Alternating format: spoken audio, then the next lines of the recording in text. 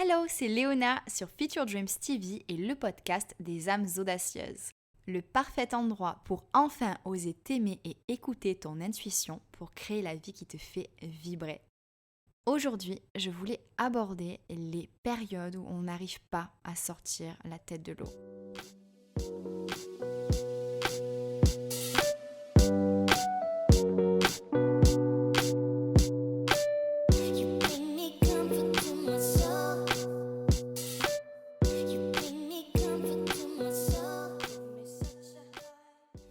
Il y a des moments dans ta vie, tu auras l'impression d'avoir fait tout ce que tu pouvais pour que les choses se passent positivement en évitant toute source de souffrance. Et pourtant, au final, tu vas souffrir quand même. Alors souffrir de frustration, souffrir de tristesse, souffrir d'anxiété, mais la souffrance sera tout de même présente. Alors la question c'est comment t'y prendre pour gérer cette souffrance justement. Eh bien, il va y avoir en fait deux solutions. Le déni ou l'acceptation de tes émotions.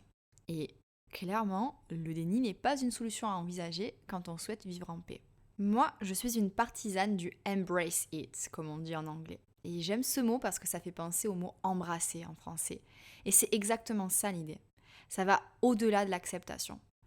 En fait, il est question de ressentir chaque émotion et de ne faire qu'une avec. Ne pas fuir. Embrasser ses problèmes, embrasser ses émotions, ses tristesses, son anxiété, ses frustrations. Plonger en elles, les déchirer, les étirer, les décoder, mais être avec elles.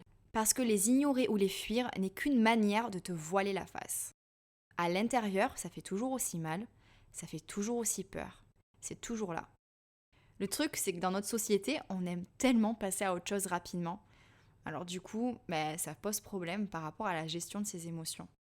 Comme si notre vie passait à la télé en fait, et qu'on zappait certains moments pour ne pas avoir à les vivre. Sauf que la vraie vie, c'est pas ça. La vraie vie, parfois, ça fait mal. Mais c'est pour faire de nous ce que nous serons demain. Et il suffirait simplement de prendre le temps de s'asseoir avec nos émotions et nos sensations, de les accepter, de leur donner le temps de vivre en nous pour ensuite continuer notre chemin, grandi et enrichi.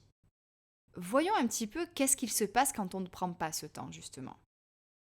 En fait, les petites frustrations, les petites tristesses, les petites colères que l'on ignore deviennent de plus en plus grandes jusqu'à prendre toute la place dans notre cœur et finir par nous déconnecter de nous-mêmes.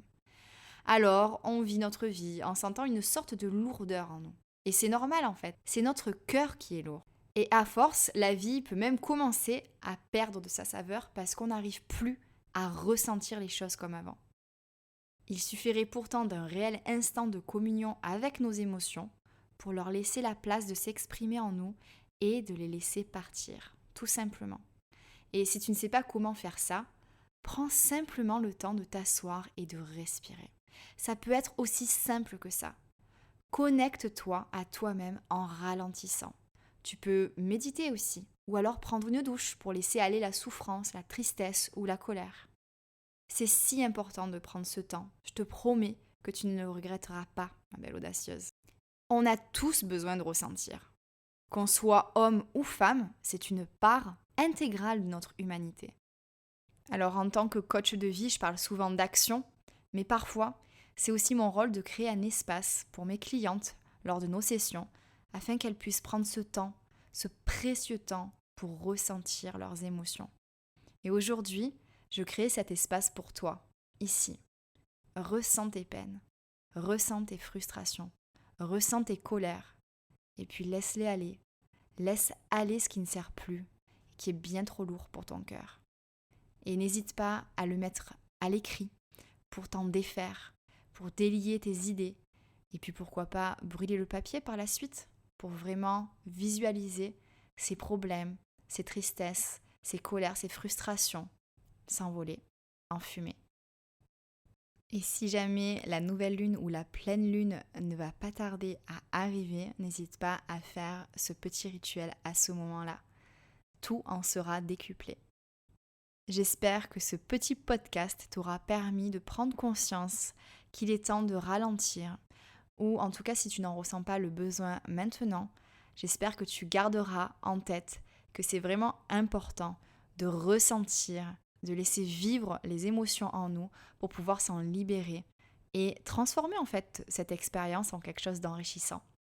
N'hésite pas à envoyer ce podcast à une amie qui a besoin de prendre le temps de ressentir ses émotions. Et je te dis à la semaine prochaine dans un nouvel épisode des âmes audacieuses.